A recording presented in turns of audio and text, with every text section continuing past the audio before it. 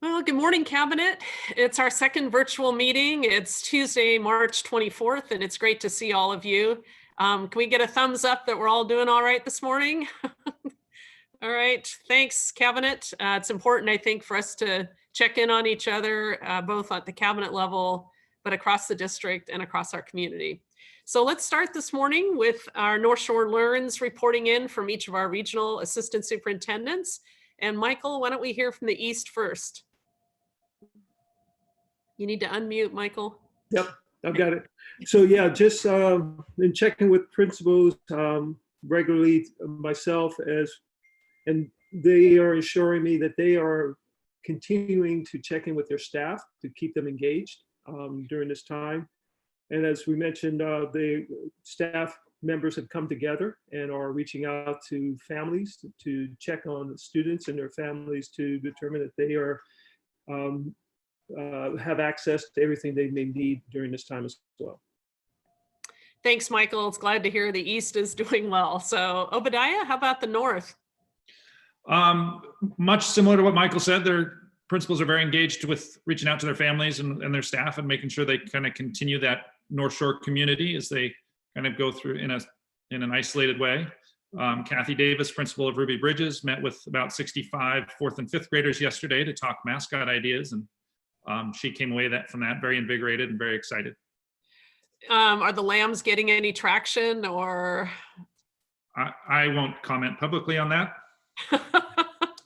So I guess I can just remain ever hopeful, but thanks, Obadiah. David Wellington, how about the West? Yes, we met with principals as a group yesterday. Couple things on their mind. One, just how much they miss their kids, obviously. So they talked about that, and that they're very appreciative of the work that the district's doing, both in terms of the food service for their kids, as well as the childcare. Yeah. All right. Thanks, David. Appreciate that. Heather, how about the South?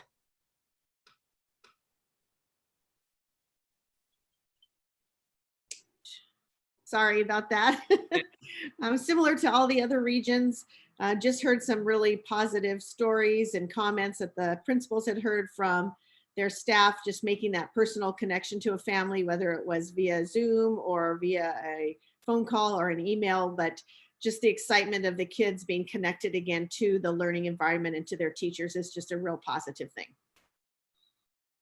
All right. Thanks, Heather. It sounds like each of the regions then are as we would hope. So let's move to food services. Tracy Patterson, do you have a report for us on food services? Yes, I do.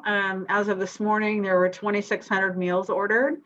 And since we started this endeavor, we're up to a count of 16,034 meals that we've provided. Wow. We'd like to have some conversation around utilization of our volunteers for food distribution. And we're looking into navigating to a drive-by food pickup model. And Joe and his staff were out at different sites, I believe this morning, maybe yesterday afternoon, looking and trying to figure out logistically how to make it work for efficiency. And the team is still in need of hand sanitizer. So if there's any way that we could help them out with that, that would be awesome. Of course, we're all in need of that. So anyway, everything's going well.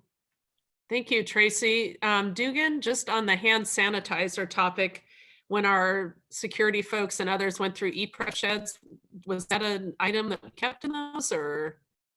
I think we did have some. Joe, did we pull any hand sanitizer back, or was it just the wipes? It was the wipes and gloves and masks, but yeah, no hand sanitizer that I saw down there.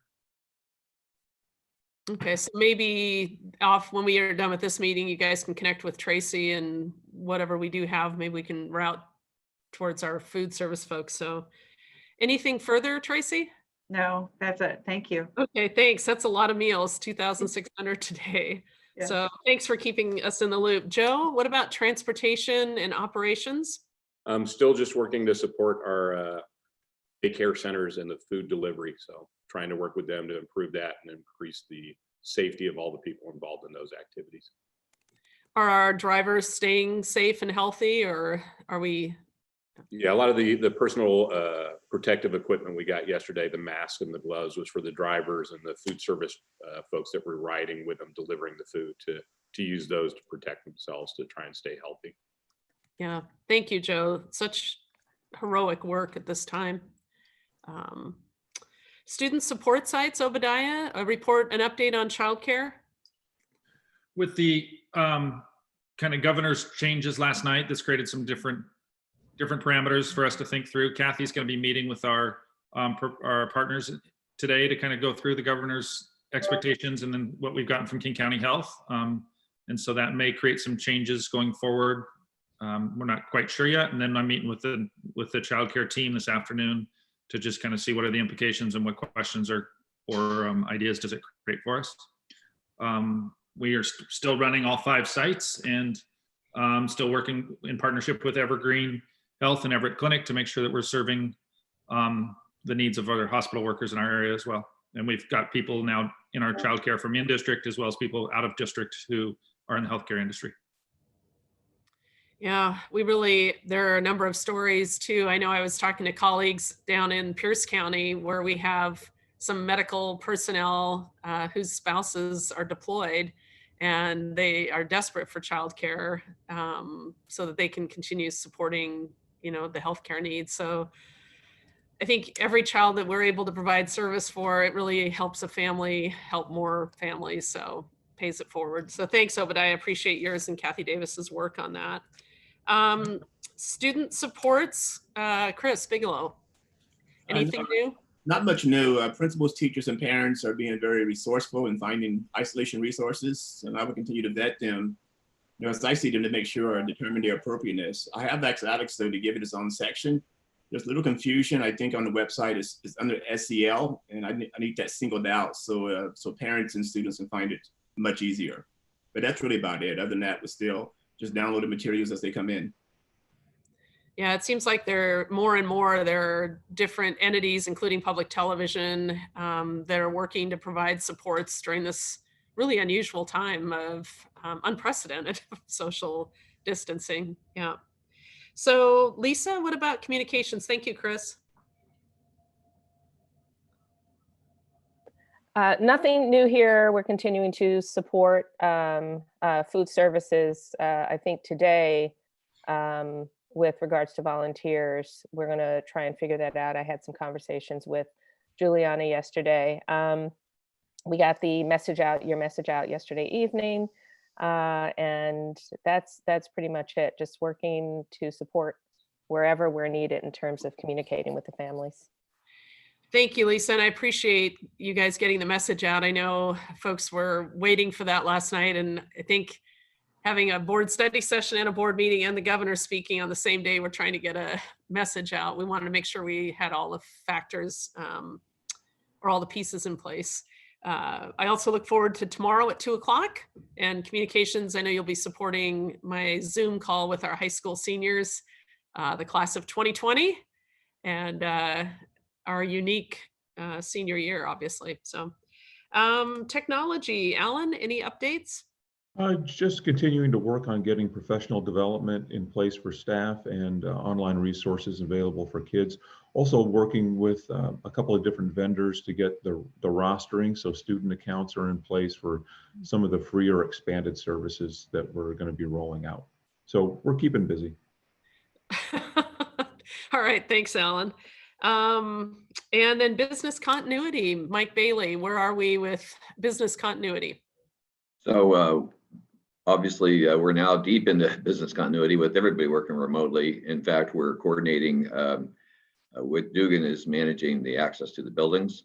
And so we've set up a way for cabinet members. We'd prefer staff to go through their cabinet member and populate a calendar that Dugan will review and help assure that we know who's in the buildings when, and that we're practicing social distancing as well. And then we can follow up and clean those spaces where we know people have been. So I think we're continuing to provide the basic functions, and everybody's doing a great job. So Mike, I had a question, just technically speaking. I appreciated getting the calendar you sent. And I don't know, is there a way to maybe we don't need to talk about this with the whole public here, but is there a way to take that calendar and move it somewhere on my computer so that when I actually am going to the building, I don't have to look for that email to figure out where the calendar is to, do you know what I'm saying? Like, Sure. is there a way to post it somewhere so that we can all just look at it without Yes. all needing to re-find it all the time? Yes, we can help you with that. Create a direct link so that it's easy to find when you need it. Well, I think probably everyone in the building would appreciate that, because as you make plans to go into the building, you'd want to look at kind of what are your open spots if you don't want to go when other people are there, right? So Sure. it might be a way to make that transparent might be really helpful. I don't know. Dugan? Michelle, I don't think we want people looking at the calendar and going in when they see an open hold. That's the reason it has to go through the RASs and be pre-approved so that we Okay. can keep that forced separation. Okay, well then at least I need it, because if I'm planning to come in, I want to make sure I'm not coming in on top of somebody before I ask permission to come in, if that makes sense. Okay. So Mike, anything else under business continuity? No, I think that's it. Okay. HR, Doug? Not a whole lot new to report. Dugan, Tracy, and I worked late yesterday afternoon on an MOU that we hope to, then we've got 4 of them on the table. We hope to get those agreed and off the table here fairly soon. Great. That sounds good, Doug. Thank you. And Dugan, then any other updates? Just trying to figure out exactly what the governor's proclamation means, especially around essential staff, and then the CBA impacts of us keeping open over spring break. And that's not the MOUs that Doug's referring to. Those are more the ones that Abel's in charge of. And so I've been working with him on those, and I'll have an update for the group at our noon meeting. Okay, that sounds great. Thank you. So I think, oh, I know, I wanted to go back. Joe, did we have any kind of report on playgrounds to confirm that all of those gates are locked or whatever that we could lock? Yeah, everything should be locked up. As far as, everything was canceled. All the community members that had meetings scheduled or games scheduled were notified that everything was canceled. So there shouldn't have been any sort of, approved activities going on those locations. Okay. Most of our fences can be jumped or can be maneuvered around. So Right. People can get out. Well, I think we just hope people make good decisions at this time, because it's not just a decision about our own personal health and safety, but those we come in contact with. So it's really everyone looking out for themselves and others. So Yeah, and I think we're working on some signage to get out just to remind people that what's closed and social distancing, et cetera. great idea. So, all right, well, is there anything else for the good of the order? Any other comments or questions or wonders that we need to address at the moment? Okay, well, let's have a safe and healthy North Shore day, and we'll see you tomorrow morning. Thanks.